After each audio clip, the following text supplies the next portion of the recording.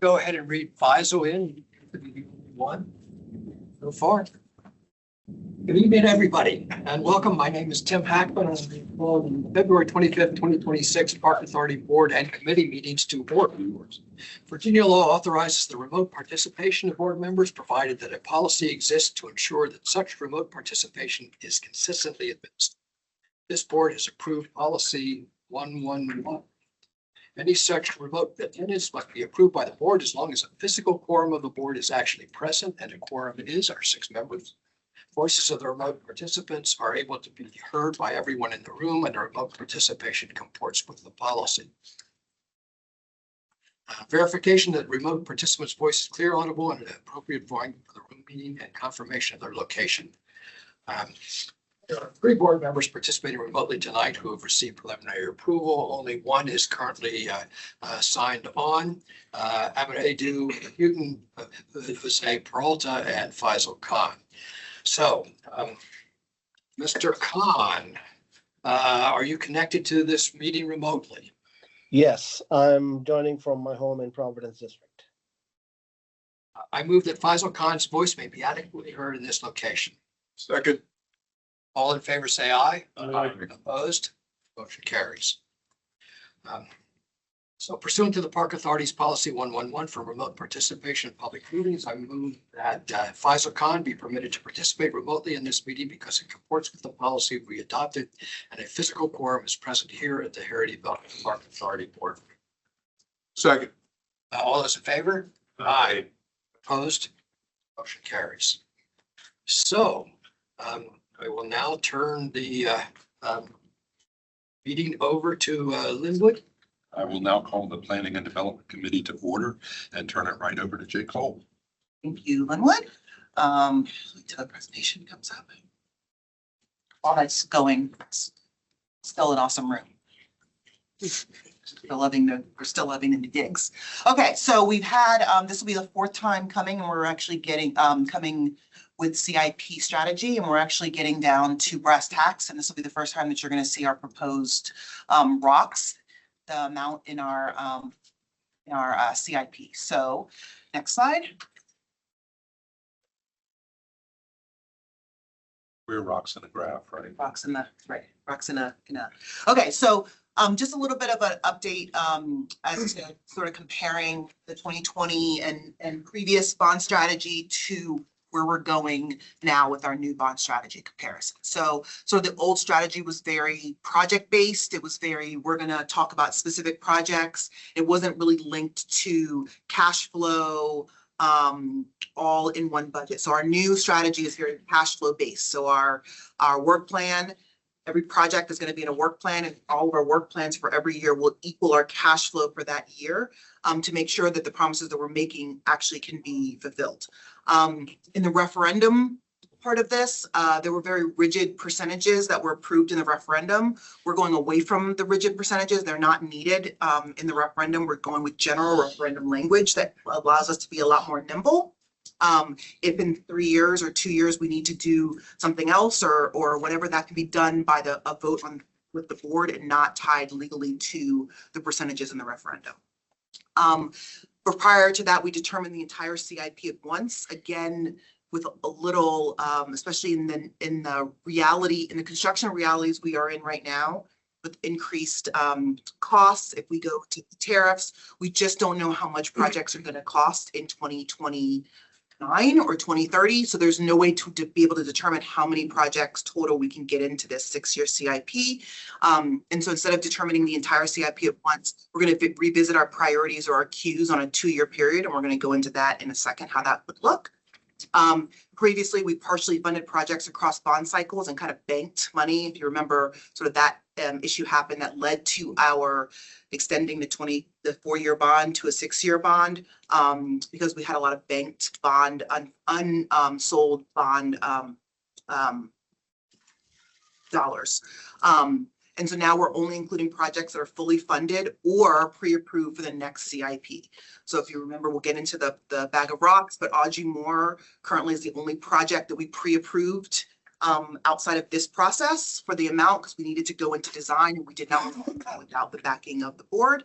And then the old strategy was not as data driven. As you see, we are going to be 100% data driven to create those queues, so that we know which project is next based on a whole slew of data and other issues. So that's kind of an overall comparison that we can come back to if you guys have any questions. Jay, Mhm.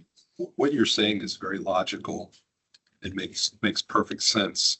But one thing that you have to remember is this is voted on by the public, and the support for bonds has been sliding a little bit later lately.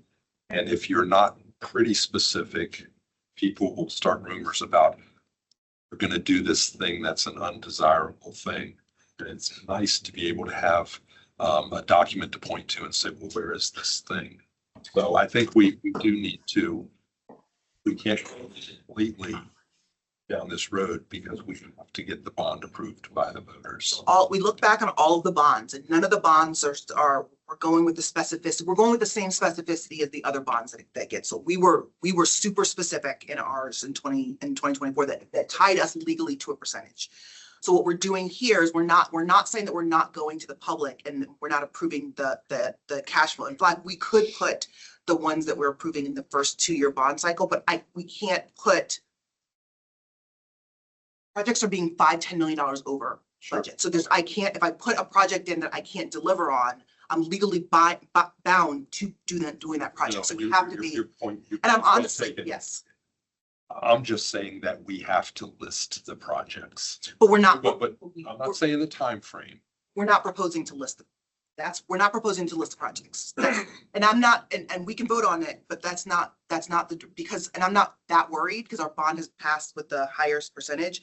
I think that doesn't mean that we're not specifying our level of effort. So the specific rocks that we're doing and how we're splitting that up into new, you'll see the new construction versus the deferred maintenance versus, we don't know the projects, the whole, we don't know what we're going to do in 2020. We have to show value to voters though. Yes. I might be missing something. Sure. My recollection is that in the last bond, and I maybe the one before that, but there was a time when specific things were mentioned, projects in bond language. I think it was the schools. And they got involved because they had to go build that specific school. And we moved away from that. Yes. I don't think in the last bond, we did list any specific projects in the bond. We did. We listed We had percentages. We had categories and percentages. Yes, correct. We discussed potential projects. We did not, because we didn't want to commit ourselves to any, we discussed potential projects that could be done and gave us the flexibility to change away from that. Yes. It sounds to me like what you're saying is, let's take that approach, but I'm going to use a third because it's 2 years on a 6-year cycle, but let's only look at committing a third of the money. Let's talk in detail about how we might use a third, because circumstances can change. We don't want to be any more committed than we have been in the past, but we're going to be more fuzzy and talk, and at some point in a cycle about how to use the next part of the money. So the only change really is we're going to be less specific in potential projects. Because we even said in those, we didn't have to do them and we could do other things if we needed to. Right. We're just acknowledging that more and Right. being broader. And we're actually being more transparent because when we come in and you'll see that we'll get down there in the Gantt chart. We're being this is what we're going to do. So we're going to do a 2-year, let me, there's not that many. Let me go through these because I think we're You'll getting. see. Yes, you'll see it. Okay, next slide. Okay, so here's where we are in general. We had talked about putting it all together and sort of the data-driven approach. Where we are right now is highlighted in red, where our staff presentations on categories, data, and funding recommendations. So I'm giving the overall how much that we're going to put in each rock. I call it the level of effort, meaning what's the level of effort we're putting into each category. And so how many projects when each presenter comes, I believe the next one would be Torsia coming with the whole park. So Torsia will come and she'll show you a queue based on the data driven, and then we'll go through that and then we'll say, okay, depending on how much projects cost, what the construction cost, inflation, all these things determines how far down the queue we're going to be able to get within the next 4 years, but we're only coming in with the work program for the first 2 years. So we're gonna, so the board will vote on, we're gonna planning for 1 year and then the construction for the next year. And then every year you'll see that sort of cycle through. Sorry, I know, Nigel, you put it in there. Next slide. It's beautiful. You'll see the slide. It's beautiful. Okay, so another putting it all together. This is the data driven, and it's not any one of these balls. It's all of them together. And so look at things like natural resources and cultural resources plan and rec center plans, the trail strategy and playground studies that we're working on. PROSA is a big thing, our CIP equity study, which looks at how we've spent our CIP across the entire county. Needs assessment, conditions assessment, ADA, issues. And then there's the general sort of those standalone county-wide facilities. And a really good example is Clemmy John Tree Park, right? It's Clemmy John Tree is Clemmy. Clemmy's Clemmy. It's a darling of the county that might not necessarily fit into everything, but it is one of our marquee amenities. So that all went into our original bag of rocks. I'm going to take you all the way back a couple of years ago when we were trying to figure out how much money to put in the bag. I think we were at like 230 million was what I went to DMB asking for. We got down to 180, which is still more than if you took our 4-year CIP and extrapolated out to a 6-year CIP, we would have gotten 150. So we made a little bit of progress in getting a lot more money. These were just placeholders in general for the amounts. The only one that we came back to more solidify would be Audrey Moore, the $60 million dollar rock. Next slide.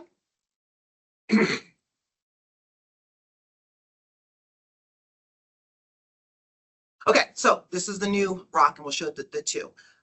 So we did a couple of things when we were going through and figuring out how to determine our level of effort. And so these are our total redefining funding. So we're proposing the $19 million in the whole parks rock. And I will, after this, go through the definition of each of these rocks. So $19 million for whole parks, which would possibly be in the 4, possibly to 5 parks in that CIP, depending on how much they are. 3, 4, depending on what happens sort of down the road. Rec centers, instead of Audrey Moore and then Franconia or Providence, as you know, from a few months ago, we came back and said there's probably no way that we can do Franconia or Providence with what's left, with the way that the construction costs are going up. So what we propose to do is combine those 2 rocks, and that's the $89 million rec center. That rec center rock includes Audrey Moore.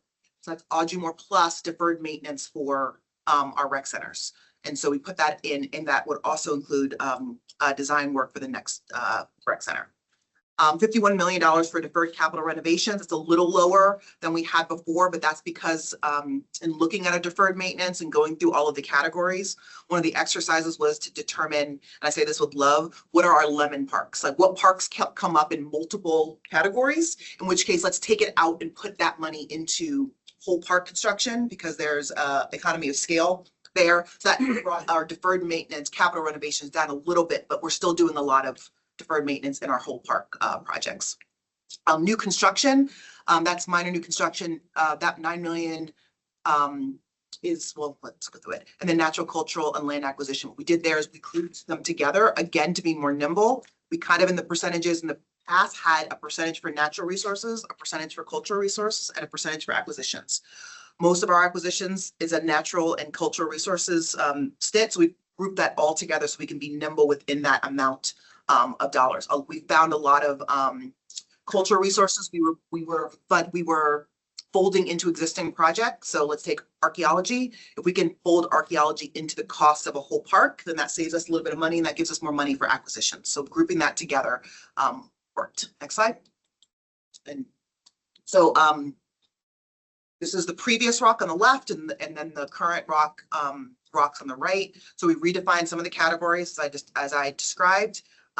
We reallocated funding to some of the new categories. Like I said, that $55.5 million for deferred capital went to 51, but our whole parks went from 18 to 19 million. So we put a little bit more new construction because we thought there's ways that we can refresh parks that aren't whole park renovations, but it might be, and I'll tell you what that is in a second.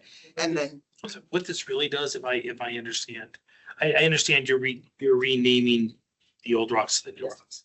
Well, these categories, natural, cultural, land acquisition, what these really are what we're, I think renaming is, these become the categories we're using for the bond this time. Yes, that's a level of That's, effort. that's what we're ultimately renaming from a legal way is these 5 categories are gonna be the named 5 categories that we're kind of grouping things when we're talking about the bond When itself. we're talking about the bond, we're not gonna put them into the bond language with the Right, percentage. because we're not gonna do percentages. The numbers. So we're not even gonna put the category names there. We can write in the thing, it's very, we can send, it's very general. No, it's right, but because we're not gonna do percentages, it's less important. Okay, sorry. Our green team, when we're going out to tell people, this is what we're pushing them to. We're pointing them to this process, which is where the board, you guys vote on those level of effort. So right now, when we're voting on, you guys will be voting on the next 2 years, that's a level of effort. If I choose or say, hey, we've got this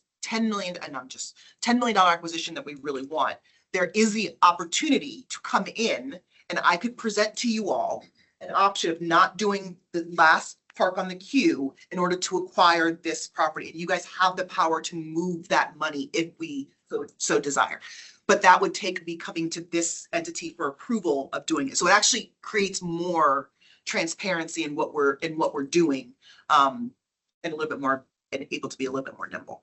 Next slide. One question I have, we pop back. In my opinion, back to the same theory. Sorry, could you go back one? Sorry, Laura, thanks. Back to the same theory about this is something that has to be sold to voters and they need to understand what the stuff is better. We need to come up with a better description than the whole parks because I've listened to the presentation, I heard it, and I still don't understand completely what it is. Okay, let's go to the second slide and I'll show you. Okay. We can talk about Okay, the, but again, just for these displays and stuff, it's got to be stuff people can understand. Yeah. So go to the next slide. So it's, we don't want to say new park. Parks is brand new greenfield development parks as opposed to a renovation. And we don't want to just say renovation. So this is what a whole park, rock, and we can talk about the. Well, just say new and renovation then. Don't use the word whole. So, planning, design, and or construction of a new park or fully renovating an existing one to meet the demands, improve equity or enhance functionality. So the whole park is getting done. So an example of this would be Mount Vernon Woods, when we went in and did the whole park. So we're proposing that to be about $19 million for a level of effort rock. And like I said before, depending on what it is, we think now and right now dollars, a new greenfield development park is going to run about $4 to 5 million. A renovation about $3 to 4 million, depending on what is in there, depending on which parks we add. Let's say we do, when Torsia comes, say everybody wants to do 5 new parks. Well, now we're only going to be able to get 3 in because it's all based on, it's all within that 19 million. So when we bring you decisions as to which park, we're now working within a budget, but also if in fact we want to add something, the decision to this body is that's fine, but now we're not doing this park. So the 19 million is the budget for that, for all of the whole parks. Next slide.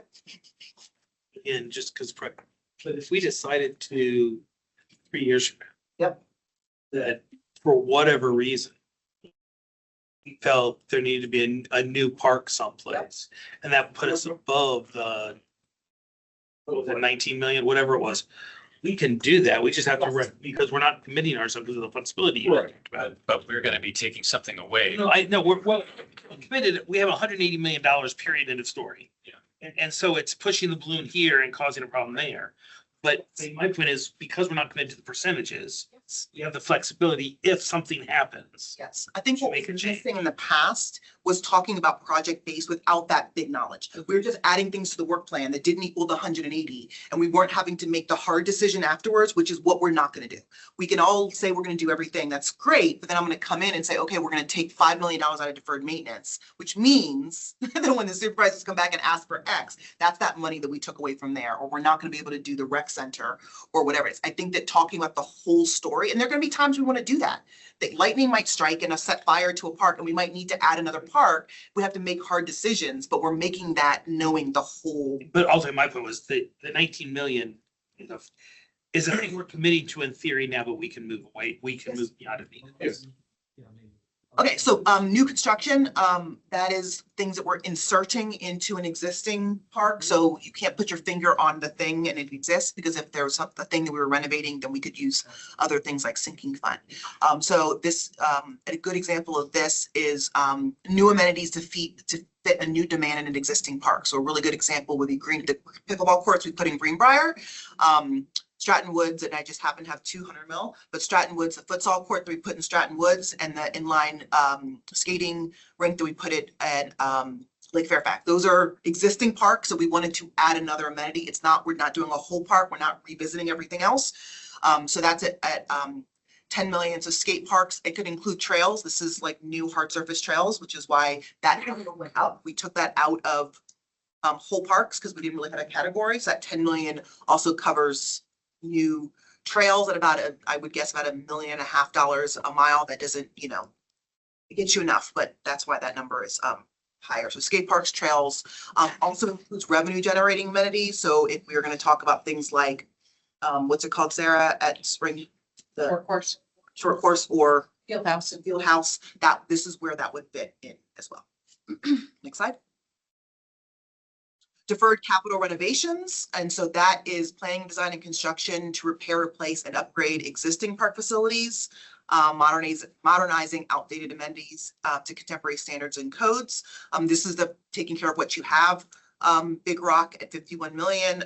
Some examples are life cycle replacements of athletic fields, renovations of trails, shelters, sports courts, amusements.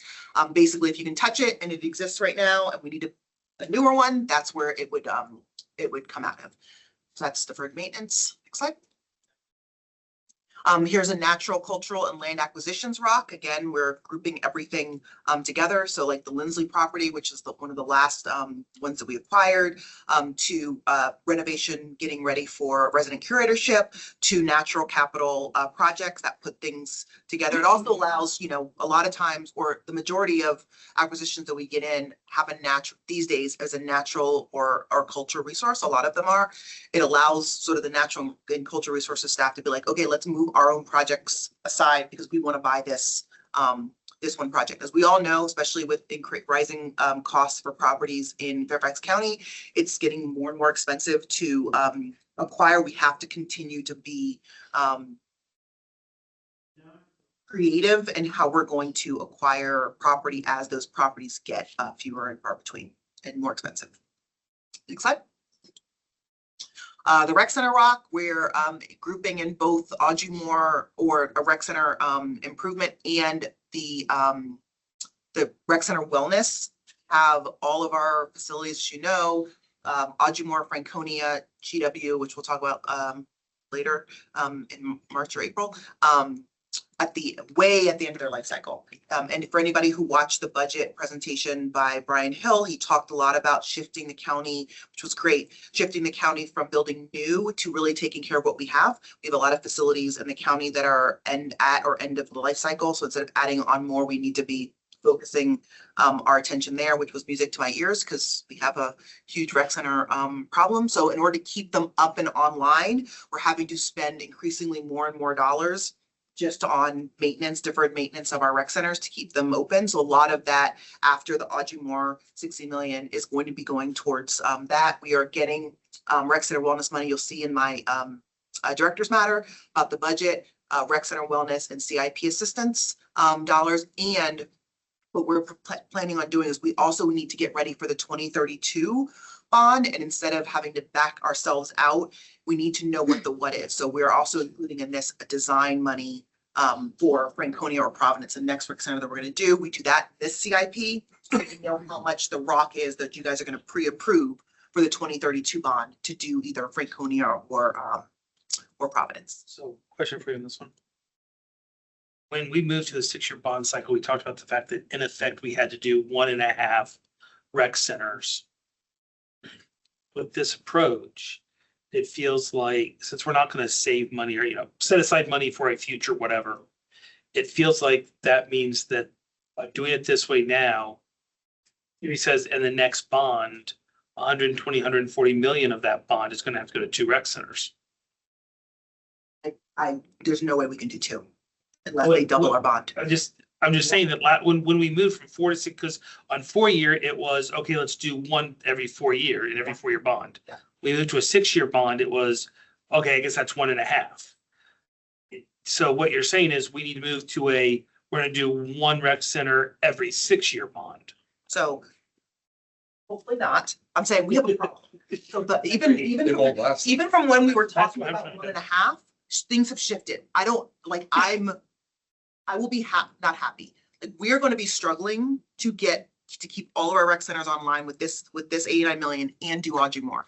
Just with what we have right now in the current scope, just from inflation, just from tariff, just from the increased construction costs. That shows you how fast things are getting out of whack. When we did, I wasn't lying when we said we're going to do 1.5. Now we can't do 1.5. We're barely going to be able to do one in design. I think that when we get to 2030, when we get to the point where we're putting in that bag, which I think was 2 years ago, Josh here, like, did we go with we can look into it. This decision point where I proposed to the county executive that my CIP for the 2026 should be 230, and they came back and get 180. That decision point is a time that we're making the decision for 2032. At that point in time or before that, we really have to have a conversation about how we're doing these things, because we're at the rate at the size that Franconia is, right? Audrey Moore at 111 billion, nowhere near the size and scope of Mount Vernon. Franconia is bigger than Mount Vernon. Is it bigger than Mount Vernon? It's close. They're big. They're one of our biggest. Vernon was.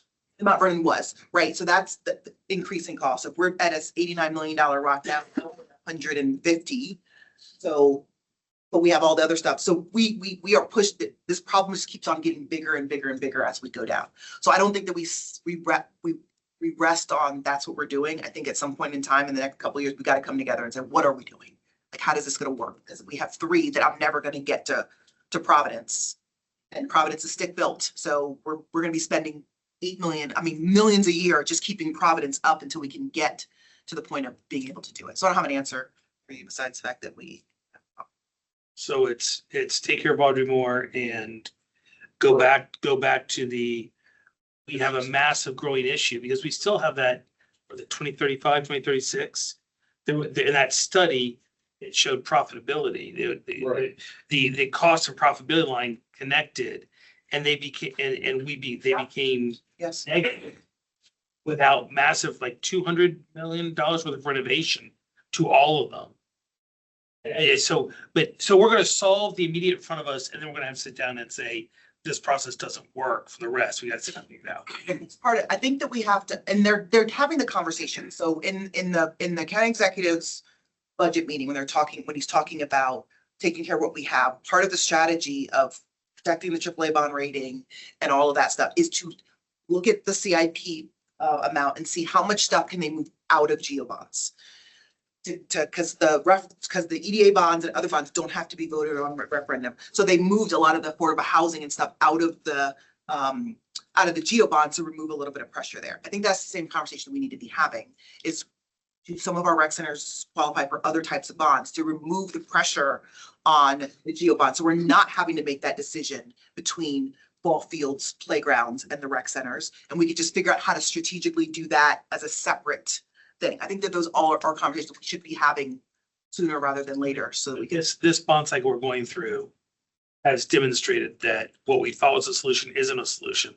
Changing pricing, changing everything else, we're going to have to make a priority of figuring this out. Yes. The other thing that we are going to be focusing on for rec centers, and one of the benefits of getting a design for Franconia, is being able to really look at some federal dollars, right? We can't look at federal dollars if we don't have a design. And so looking at block grants or other ways, Franconia is a great location for it. It's in the equity area. There's a lot of things that I think that we can sell for some sort of a block grant, but we got to get on the list right now because the way, it's not like take your turn, but the assumption from the county is those grants really are for affordable housing and other stuff. So right now we need to sort of not stake our claim, but say, hey, in 2034, thinking of it, in 2034, I need you guys to save. County needs to get behind doing a block grant or something else for Franconia. So that's the year of Franconia. And then you can go back to affordable housing after that in order to take some pressure off of the bond. Sure. No, it's a good conversation. Next slide. Okay, so cash flow, you see this a lot of times. The red line denotes what we have in there is 30 million across the board flat. I did have conversations with DMV prior to their budget presentation to say, listen, when we have projects like Algymore, which takes a lot of checks and in order to pay for Algymore, we're gonna need more than $30 million every year. Because we can't in any one year just be doing Algymore because we have a lot of WPFO work performed for others. We have a whole division, or is Mohammed here or Brendan here? Good. Yeah, okay. There's a whole division who's paid for at WPFO. So we have to have, it's like billable hours and lawyers. So we did get that acknowledged. Next slide. This is the slide that was put into the budget, and we can look at the bottom thing. We'll cover a little bit of the top stuff in a second. As part of the 2027 bond sale, $32 million was sold for parks. That's up from 25 million. Additional increases are anticipated in future years, recognizing significant capital needs, including the Algymore Recreation Center. So trying to figure out when we come to that time, they know exactly how much we need in cash flow for those years, whether or not it's GeoBond, PAYGO, revenue, or any other funding. That was good. So we can remember we had that little bit of that issue with Mount Vernon before having to do that. Okay, next slide. Okay, so this is how details for the bond work plan. So if you look at the blue, and then blue would be year one, and then the green would be year two. And so we're going to be doing a 2-year analysis presented each fiscal year for endorsement of the fund. And that includes a link to the work plan. And so what we're going to be coming in for is really a 2-year work plan, with the first year being solid and the second year being possibly slightly gray, depending on what happens with the first year. And so we come in with the FY27 work plan, and then we do the out year, that's FY28. We want to do both of those years because we might, oftentimes we need to do the design work in 2027 to be able to do construction. And then we come back in 2028, we solidify the 2028 work plan because we might have gotten projects done quicker and less money. So we can move some projects up from the next 2028 bond. So in doing both years, I have 2 years of work plans approved. So if I have to move a project up 1 year, I don't have to come back to you because that's the next year. And that's kind of how that work plan would work. We solidify the next year as we tell you what the out year is and on. Depending on the size of the project, like let's say that we do get someplace with Franconia or something, then we do have the ability to come back, kind of like we did with Algymore, and say, hey, we're going to do the work plan for 2027 and 2028, but I also need you to approve an item for the 2030 work plan because we're doing the design work for Franconia or something else that we need to do, in which case we can insert that in there as well. Next slide. So as far as next steps, where we are right now is we just finished the level setting of where we're going. March 11th, we will be coming with the whole park and new construction presentation. That'll be done by Torsha. And then deferred capital renovations. That would be, I'm guessing at this point, Kim. Kim, natural, cultural, and land acquisition will be Torsha again.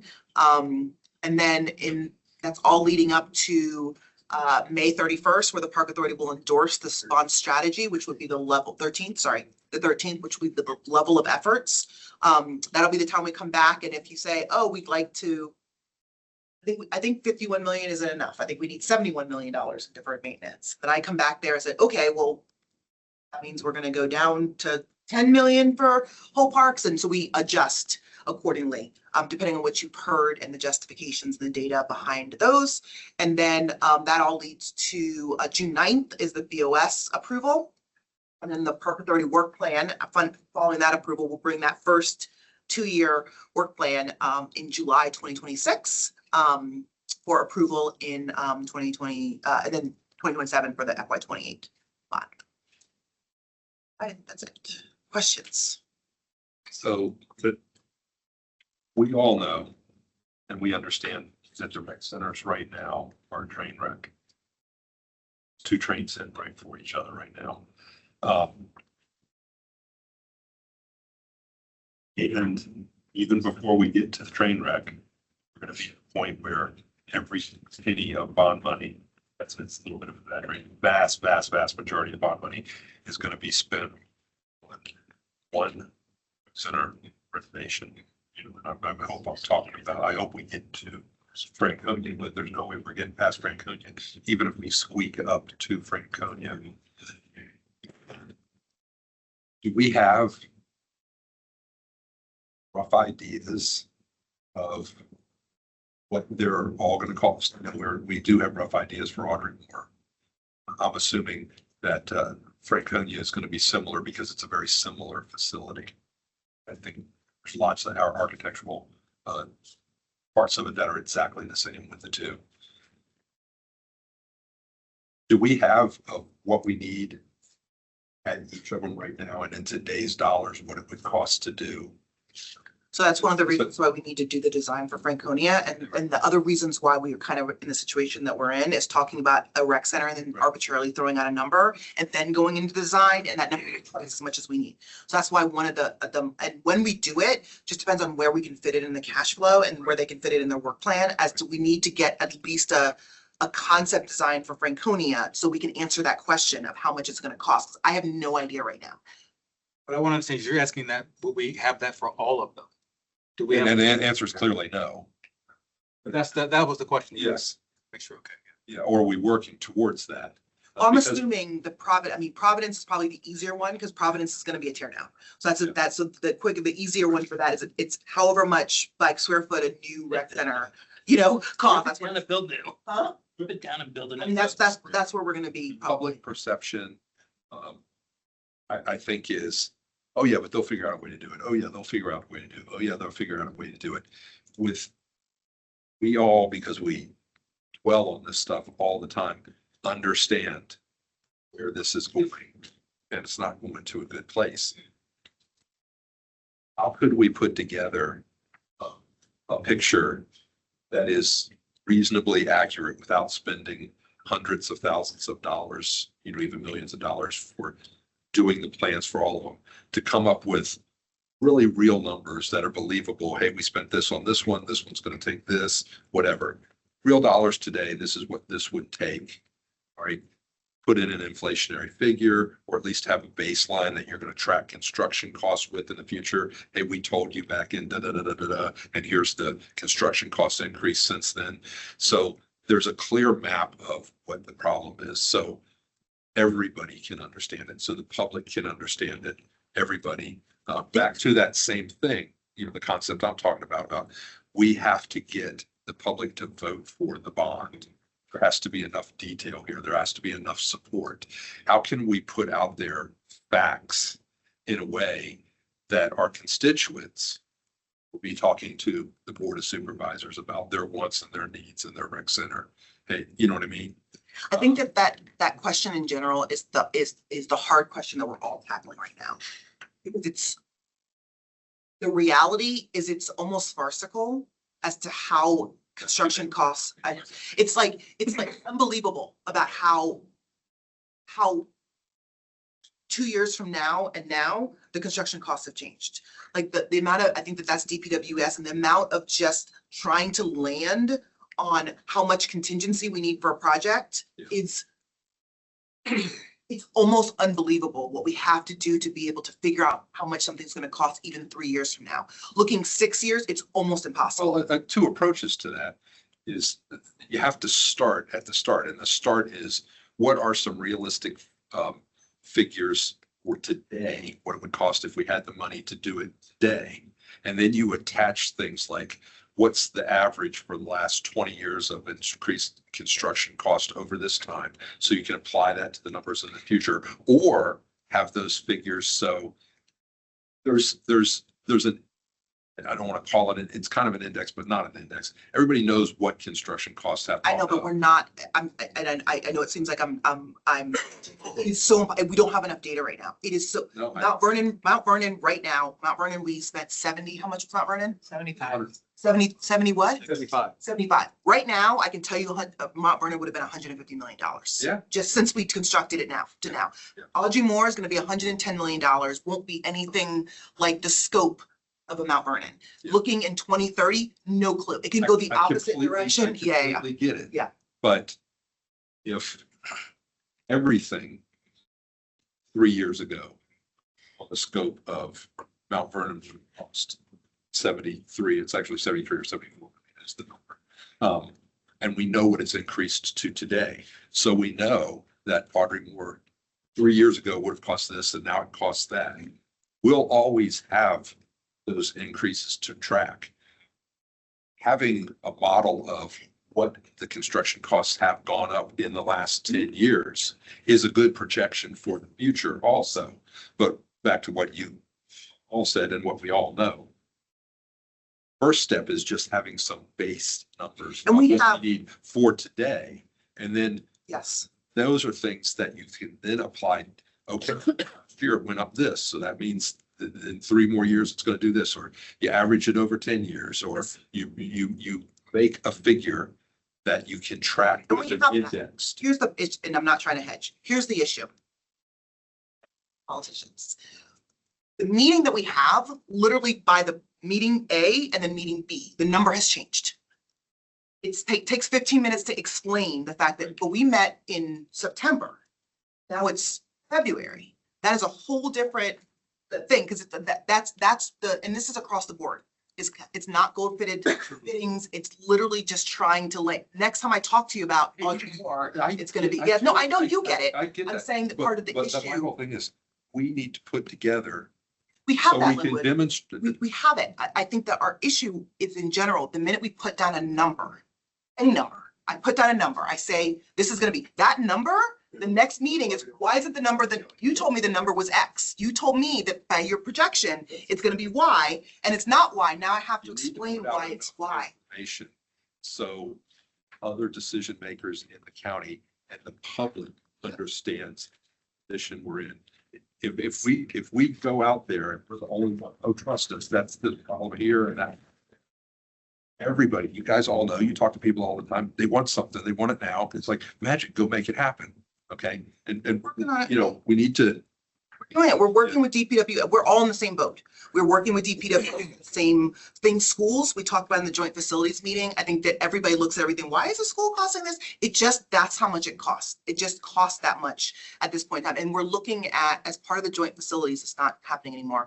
One of the proposals that we made to TMB is that we're going to get together and we need to look at countywide why our construction costs are as high as they are, and compare them to other places. And is it something about our procurement process or something that can be changed countywide to get those all I'm costs saying lower? is, we need some way to demonstrate to everybody in layman's terms the trajectory we're on with at least enough facts that they understand the problem.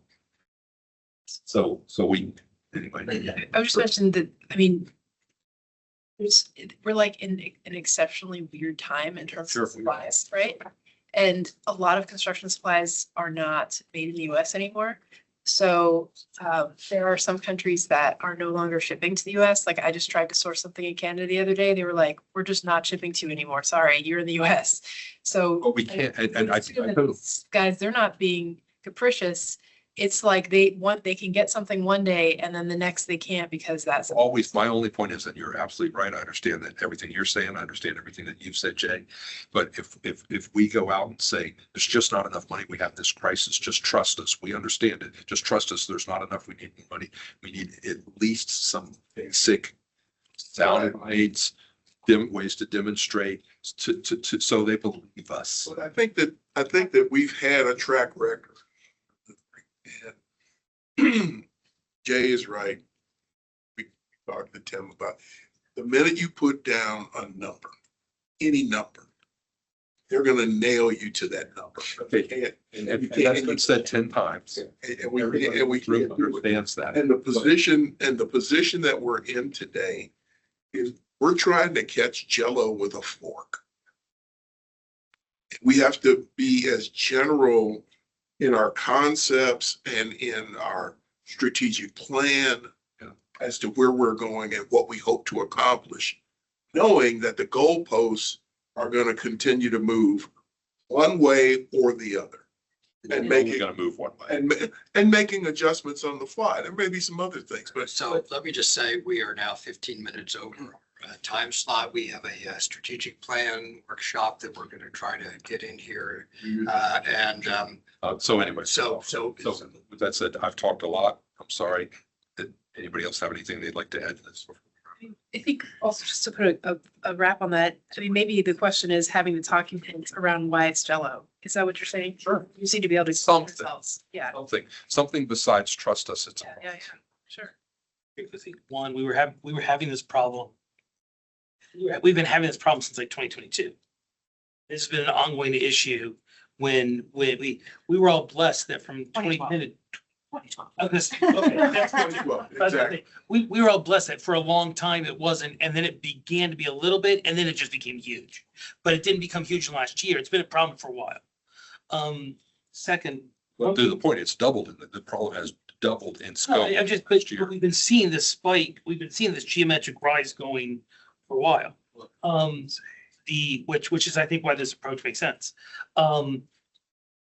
Second, I think that going back to the political comments you made earlier, I think politically, one of the things that is going to be profoundly different this time is that before there was a list of projects now, and there was always Right on the nail. You're Thank going you to for hit it right. admitting- Thank you for admitting that. there was always an asterisk, and the asterisk was this list is not final and is subject to change, and we can take things on and off as we need to, and we are not committed to this list ever. Right. Because we always said that. Well, you've never admitted there was a list before, so. I did admit that there was a list, but I said that the list we weren't committed to it, which we weren't. That said, one of the things that would happen is somebody would look and say, why is it that, and I remember this going on in the district, because it was a bunch of the sports folks were like, we want fields. And it was, we get no fields. Why does this district and this district get fields? Because you're getting a carousel. You know, there are different things. One of the things that I think we have to be very cognizant of with the approach we're talking about is that if we're not careful, we could end up not addressing concerns of different magisterial districts by the time all's said and done. That by not sitting there and going, okay, wait, we know we have a big project, Audrey Moore. I'm not saying make Audrey Moore the Braddock district thing, because that's a separate. You have Audrey Moore. But when you sit there, you could end up by the end of this, because you're in this 2-year thing, if you don't take it into account, that you've done a whole lot of stuff in Mason, a whole lot of stuff in Braddock, a whole lot of stuff in Springfield, but have done nothing in Drainsville, which is going to create a different kind of political problem, especially maybe not getting this one passed. But when people start looking at the process next time and go, wait, I have issues, and all around me, the stuff in my neighborhood, in my community didn't get addressed. So I think if we're going to do this approach, one of the filters that we need to take into account are the magisterial district issues and community issues there. You'll see that when we talk about the whole park. That is a factor. It's not so I think before it was one of the top factors. So when we have PROSA and our CIP equity tool and other things, you know, the reality is we went into this list not looking at magisterial districts. We went into the list at 10 projects had never been done and they're all in Franconia, then we're going to propose 10, because if that's what's happening, then we need to be looking. But if number 11 and 12 and 13 are in 3 other districts, then we probably should move those up and move the bottom 3 down, so we get a little bit more equity. When in doubt, like do the magisterial districts. I think that to the rec center issue, what this new strategy for CIP does is when you have the queue, before there was our CIP was just this sort of more like this bubble, this like, oh, just put it on the work plan and we can do it. And no link to the actual work plan of what can be done. Now you come to me and you say, let's do X park. I can tell you where it is on the list. And we can only do number 4 because I only have $18 million. The reason I only have $18 million is such the big rock is going to rec centers. So the question isn't so much just fixing our rec center problem. The issue is, what are you not you? What is everybody not getting because we have a rec problem? So the real question is, if we take the rock that is rec centers out, now that 18 million or 19 million for whole parks goes up to 32 million or whatever it is, whatever the number. And now if your park that you're asking for is number 7, that's how you get your park into it. That's the real issue is that, because we have to do our rec center problem, we have to fix the rec centers. It's what are we not getting? I think that will bear out when you see the individual lists of things like the short course, or what are the things that we need to be doing, but how are we now gonna fit it in when we have this big rec center? So What I don't I guess what I'm just to make sure I say out loud is, it may not be an issue with getting this bond passed. But if 6 years from now, there's a perception that Oh. entire parts of the county got nothing, or in their perception, basically nothing, it will make the next bond significantly more difficult. That's where the not every marble, the one marble, the CIP tracking tool, that's where that comes in. So what we're doing is we're not just looking at PROSA and equity. We're saying, how have we invested the last CIP cycle? We've never done that before. It's just seeing which spend, it's not just the parks, it's all everything. And so, okay, we did that. Franconia didn't, I'm just picking, Franconia didn't get anything the last 4. We got to prioritize some of that. So we're doing that. Which I'm all for. I'm just saying that the trust us works Yeah. as long as we fulfill the trust. but also realize that we're down to about 3/4 of this bond is going to the Audrey Moore for this time. So the last quarter, it's a lot smaller rock in the bag to do anything with. So there's totally less money to go around, exponentially smaller money to go around. And if we're still going to do, which we have to do, the next rec center in the next bond cycle, there's not going to be any money left over to do anything but. That's the rest of our So- CIPs is a rec center rock. So No way. if you, bottom line is trying to spread it around. It's gonna be like each magisterial district gets one new playground. Well, that was the discussion earlier about but I'm just, we're saying, trust us, we got to fulfill the communities, make them feel that we cared for them. So this was the presentation with the rock. So each one, you'll see the rock in more in detail. We'll focus on one rock presentation. If there's any questions or whatever it is, then we'll have to come back and rearrange the rocks. So at the end, that's what we're sort of at the decision point for endorsement. Okay, everybody ready to wrap it up? Okay. Seeing no other hands, no other questions, I'm gonna call finish the planning and development. Okay, then we adjourn the planning and development. Robust discussion. How do you want to proceed on the workshop? Allison, Let's read in Jose. okay? Is this a formal part of our board meeting? I don't think it is, but I will read It's it. not a committee meeting, it's a workshop. One of the board members participating remotely tonight is Jose Peralta. Jose, are you connected to this meeting remotely? Yes. Can you hear me, Jose?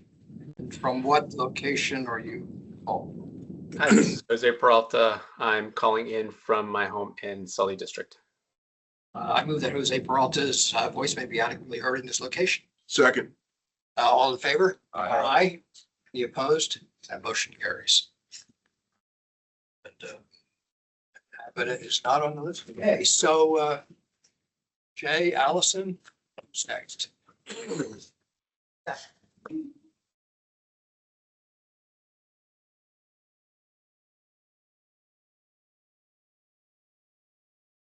Lady, run for solo. Yeah. Trying to save eardrops tonight. So call the February 25th, 2026 board meeting to order. First agenda, first of all, Andy, do we have any public speakers? tonight? Yes, Mr. Chairman, we have one request for public comment this evening. Nancy, you can stand right here. Nancy, welcome. Right here? Whatever. Hi, I'm Nancy Beers,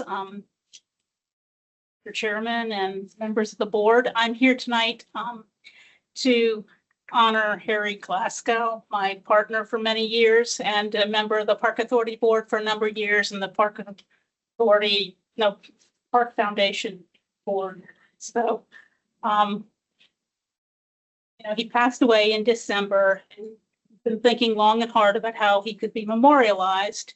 And I've worked with the Friends of Huntley Meadows Park, and they adopted a resolution at their last meeting, one that I pretty much prepared, to name the boardwalk in honor of Harry. So it'd be the Harry Glasgow Memorial Boardwalk at Huntley Meadows Park. And so we'd like to have a ceremony and signage and everything before Karen Sheffield retires, if we may. She retires in June, I believe. So I hope you all will support that. I miss Harry every day and just want to honor him that way.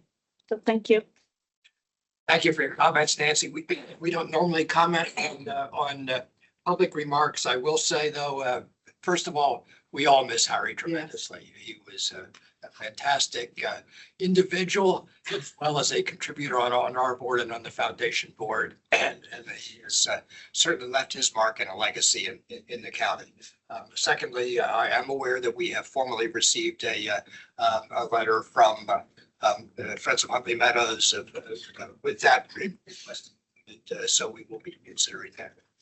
Get back to. Thank you. So thank you again. And I appreciate all the support that the Park Authority has given, you know, with Harry's celebration of life and everything. Bill spoke. So thank you again, Nancy. Continuing on, the adoption of the minutes of the February 11th, 2026 Park Authority Board meeting. Do we have a motion? So moved. Second, Second. all in favor, say aye. Aye. Any opposed? Motion passes.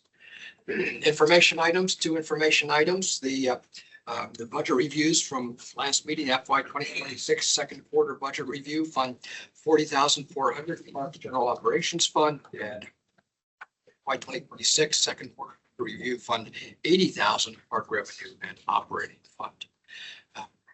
Chairman's matters. Is it appropriate for me to do the ratification of the assignments at this point? So Allison sent out a slightly updated assignments list. She had sent out the list earlier, made some changes after taking another look at it.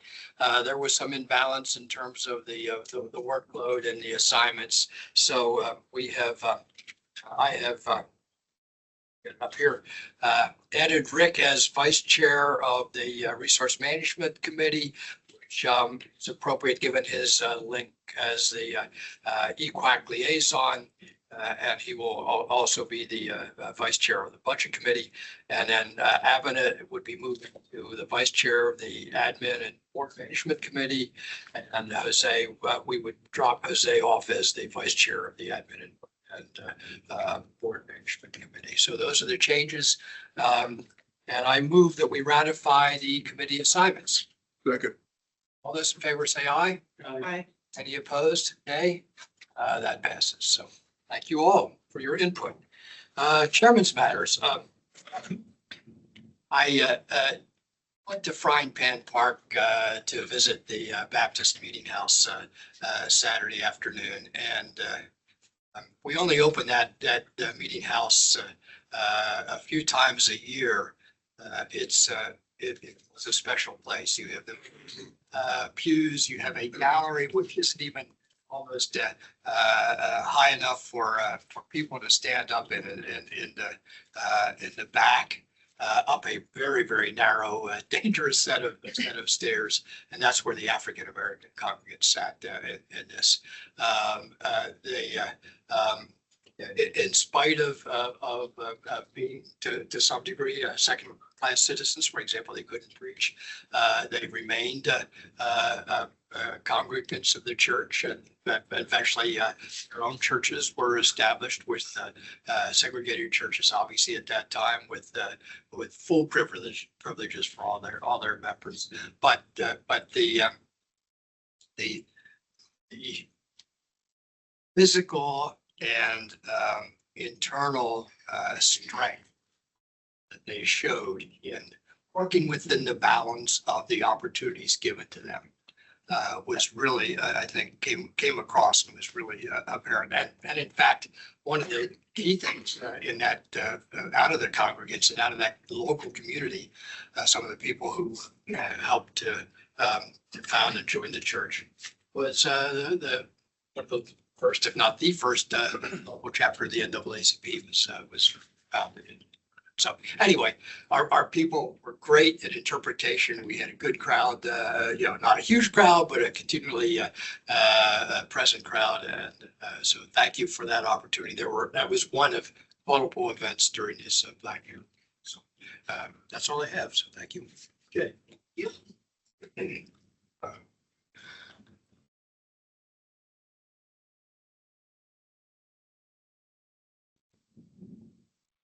Okay, so we're gonna start off with the budget. The county executive released his recommended budget for the year, so we're gonna cover what the results are for the 2027 advertised budget. Next slide. Okay, so originally, as a reminder, we were asked to do a 5% budget cut exercise. I call them my non-recommended cuts, so we don't recommend they take any of them. But the 5% of the general fund was $1.8 million. So on the left, you see the submitted reduction, on the right, the final reduction. And so of the ones that the 1.8 million that we proposed, these are the ones that were taken. I'll actually go from the bottom up. There's a reduction in positions. There are 4 positions that were put on a RIF list. $323,000. They took all 4 of the positions, but left some of the money to contract out some of that work. So that's why that's not equal across. The remainder of the $300,000 for the foundation raising the administrative fees to cover their staff. So that was taken.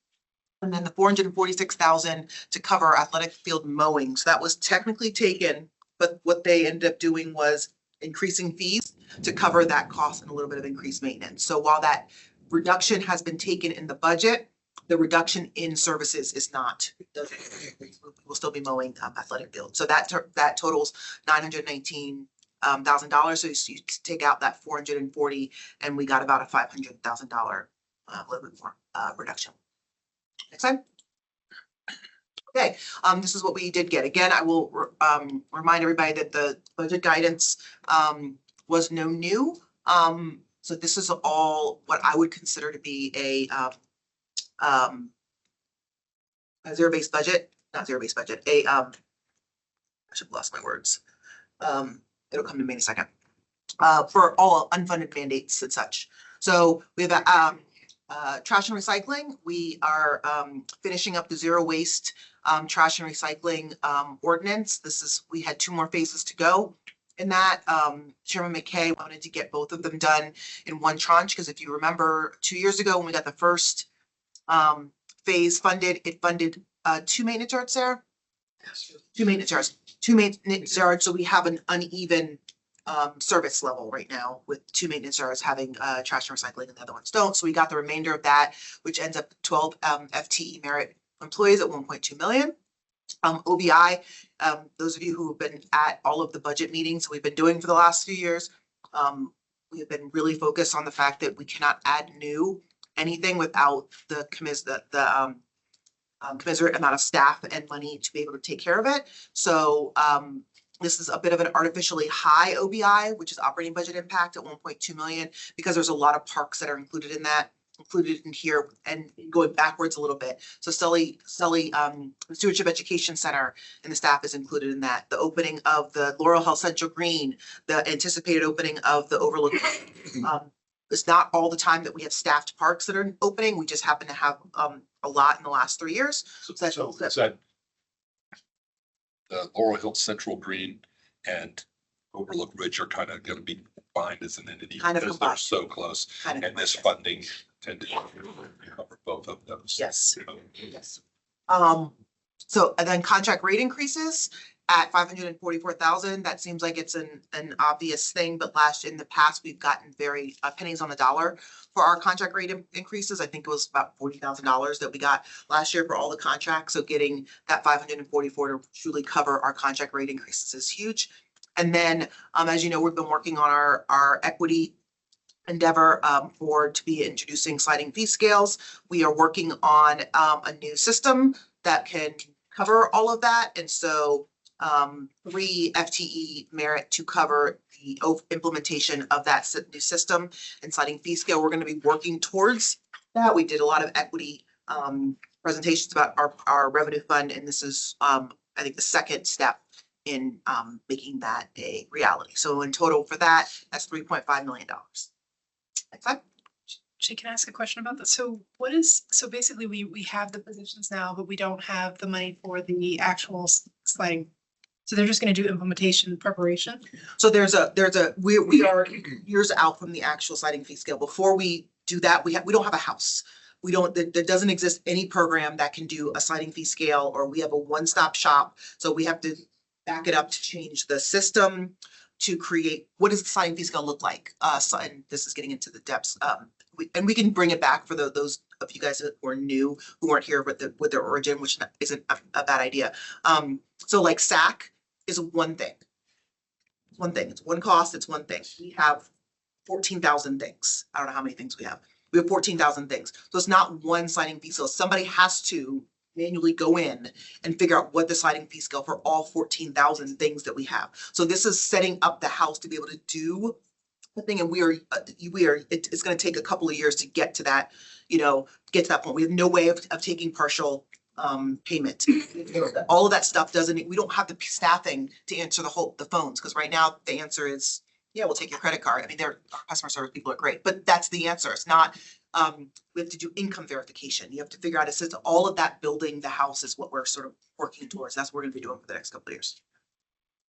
Okay, additional funding adjustments for the advertised budget, employee compensation at 1.9 million. That is for merit and COLA for our non-revenue staff. We cover it in the revenue side. Fringe is about $500,000. Fleet management is 147, and the plus license is $10,000. Slide. And that's it. So that's the budget where we are with that. I believe that we're signing people up for Wyn's testimony. I'm putting on totally on the spot. Or Andy. 14th through 16th. Yes, April 14th to 16th. So we're working on testimony board and really talk about a lot of things. If you have any questions about that, we'll come back with a formal budget presentation later on. We just do it in Directors Matters because it just happened. And so Can you email us out at least those couple slides that have the budget stuff on? we can actually, why don't we email them the email that we sent to staff that has a little bit of a, Okay. yes, that has all that breakdown in. Okay, on Saturday, February 21st, the Fairfax County Park Authority hosted the Lunar New Year again at Twin Lakes Golf Course, welcoming families across the community. Thank you, Nigel, and Supervisor Garrity for attending. It's packed every year. It's really a great event. There's dancing. Did they get you dancing? Oh, yeah. Did they get you dancing? Did you dance? I did not dance. I enjoyed them. I ate. You ate? Yeah, I did. I So made much. dumplings. Food. Yeah. Very much, yes. Yeah. Yeah, so that was a fantastic celebration. Next slide. Again, thank you, Tim, for the Black History Month. There you are in the top right. In honor of Black History Month, the Frying Pan Baptist Meeting House was open to the public on the 15th and the 21st, inviting visitors to explore the historic site and reflect on its significance. Staff posted interpretive signage throughout the site for guests to read about Black History Month, Black history of the Meeting House, and stories from the community. If you've never been there, reach out to Laura. And we opened it up a few times, but I think she has a key. So if you ever just want to get in there and look at it, like. A quick aside, the person with the red, the blue fleece there, or the jacket, is Dana Dingle. So I said, I have a story about Dingle, Representative John Dingle in Congress. I was just addressing a group one evening, and he sort of hesitated or stumbled over a statistic, and one of his aides, not too sotto voce, told him what the statistic was, and Dingle quips, I don't mind being a puppet, but I hate to see the strings show. And Dana said, he and Debbie were my aunt and uncle. So it was a great small world connection there. So Your slide. Next slide. This week concludes the Park of, there's a video. That was not. This week concludes the Park Authority's Black History Month video series, and apparently I'm about to see myself speak.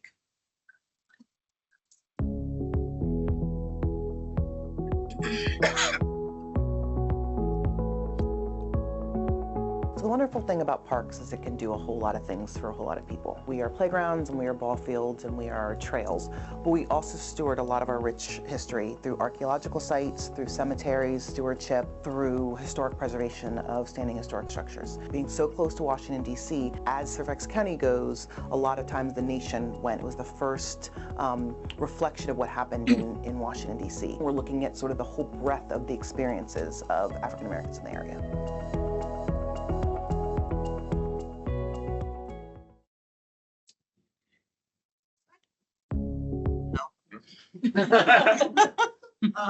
So we're very excited to announce that Patriot Park North received national recognition this week. We got news last week. We have been recognized with the Reader's Choice Award in the All-Star Outdoor Venue category by Sports Group. This honor recognizes outstanding outdoor facilities that constantly deliver top-tier amenities, services, and playability for athletes and event organizers alike. We'll be putting out a IR or tomorrow, this week sometime. Tomorrow. And you'll see a lot of it on social. We're probably going to be doing some videos at some point in time. It's really a big deal. I gotta say that the staff who managed that, planned for it, and all in all have been working at that site are fantastic. Usually, you know, I was sort of, not that you always prepare yourself for how many years it's going to take to get to where, like, the flat line, like, okay, let's move it up. People get to know the site, get to know, maybe it's at 4. No. They got that thing going. Lots are full. They got that thing running like right up. And that's really a testament to a couple things. First, the value of the staff and the passion that they put into it. But also the quality of the facility. Because you can't put lipstick on a pig. So the facility was built very well and designed really well. And then just the passion that they have for what it is that they do. So all credit goes to them, and we're very excited to celebrate with them.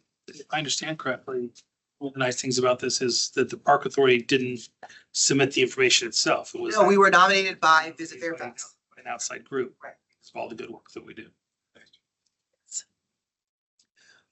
Next slide. Did you want to add anything for that, Sarah, or you Covered it. Okay, so some upcoming events that we're having on the 16th, the Federation of Friends meeting is happening at the Heritage Building. And so if you can attend, that will be great. The 17th, the Drainsville Tavern Resident Curatorship Program has a public meeting at McLean Community Center. On Saturday, the 4th, Basket and Bunnies at Lake Fairfax Park. On the 4th, Reston North Playground Ribbon Cutting. We're very excited about that. That's been a long time coming. I think that is it. Next time.